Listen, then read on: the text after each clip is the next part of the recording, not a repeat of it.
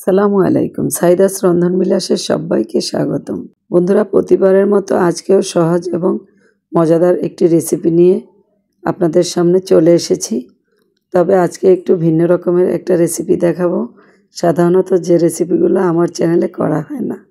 তো বন্ধুরা, চলুন আজকে আপনাদেরকে খুব সহজভাবে একটা কেক ডেকোরেশনের রেসিপি শেয়ার করছি। আশা করি আপনাদের কাছে ভালো লাগবে। আমি একটি ভ্যানিলা কেক তৈরি করে নিয়েছিলাম, তো সেটাকে আজকে আপনাদেরকে ডেকোরেশন করে দেখাবো। কেকটাকে আমি 4টা স্লাইস করে নিয়েছি। দেখুন কতটা স্পঞ্জি হয়েছে কেকটা। তো এখন অনেকেই সুগার সিরাম এখানে ব্যবহার করে, আমি এখানে সুগার সিরাম ব্যবহার করব না। এখানে দুধের সাথে আমি অল্প একটু চিনি মিক্স করে নিয়েছি, এতে করে কেকের স্বাদ অত্যন্ত বেশি সুস্বাদু হয়।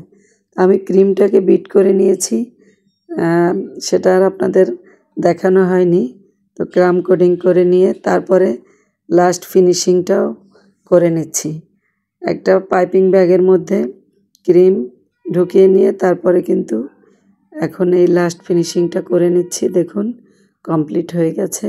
এখন একটা টুডি নজেলের মধ্যে একটু লাল এবং হলুদ কালারের কালার মিক্স করে এই কালারটা তৈরি করে নিয়েছি। এটা দিয়ে একটু ডিজাইন করে নিলাম, আবার ভিতরে ভিতরে হোয়াইট কালারের ফুলগুলো করে নিচ্ছি।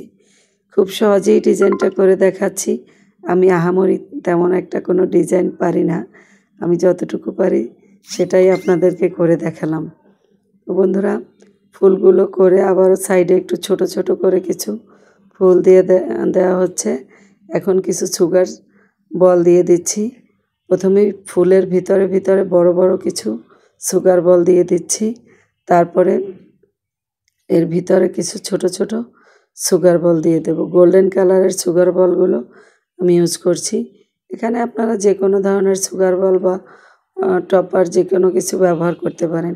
ঠিক এভাবে যদি আপনি বাসায় খুব সহজে একটা কেক বাচ্চাদেরকে তৈরি করে দেন, ওরা কিন্তু খুব খুশি হবে। আর আপনার দোকান থেকে বা অর্ডার দিয়ে কিনে নেওয়া কেকগুলো তো অনেক দাম হয়। সাধারণত 1 পাউন্ড কেকের দাম 1000 টাকার নিচে হয় না। এটা কিন্তু খুবই সাশ্রয়ীভাবে ঘরে আমি তৈরি করে নিয়েছি। এখানে 2.5 পাউন্ডের একটা কেক হয়েছে, বেশ বড়। সাইড থেকে একটু বর্ডার লাইন করে নিয়েছি। কেকটা তৈরি হয়ে গেছে।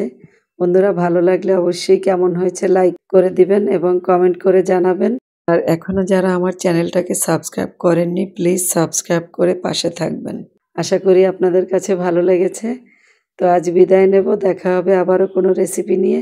সে পর্যন্ত সবাই ভালো থাকুন। আল্লাহ হাফেজ।